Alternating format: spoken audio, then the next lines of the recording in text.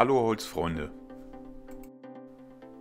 Dieses Video hat jetzt zwar nichts mit Holz zu tun, aber doch mit meinem letzten Video, wo ich mit der Shaper Origin diese Plakette hier graviert habe.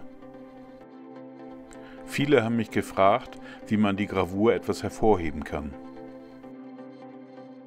Dazu gibt es die Technik des Brünieren. Dieses ergibt gleichzeitig eine Antikoptik. Zuerst muss die Plakette gesäubert und entfettet werden. Dazu nimmt man am besten etwas Alkohol oder Aceton.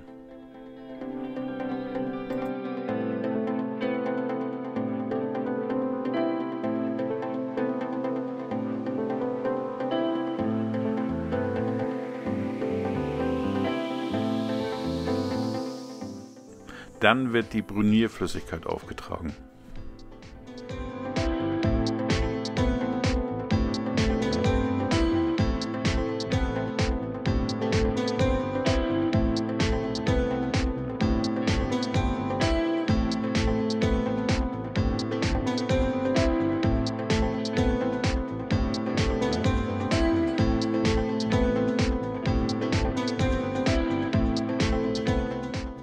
Die Flüssigkeit sollte etwa 1 bis 3 Minuten einwirken, je nach Bräunungsgrad.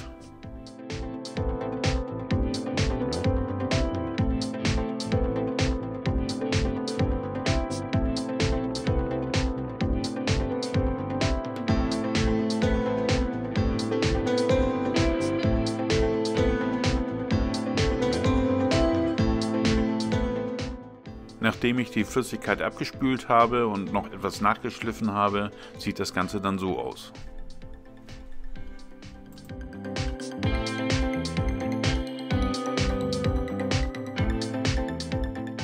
Willst du weitere Videos von mir sehen? Dann abonniere meinen Kanal.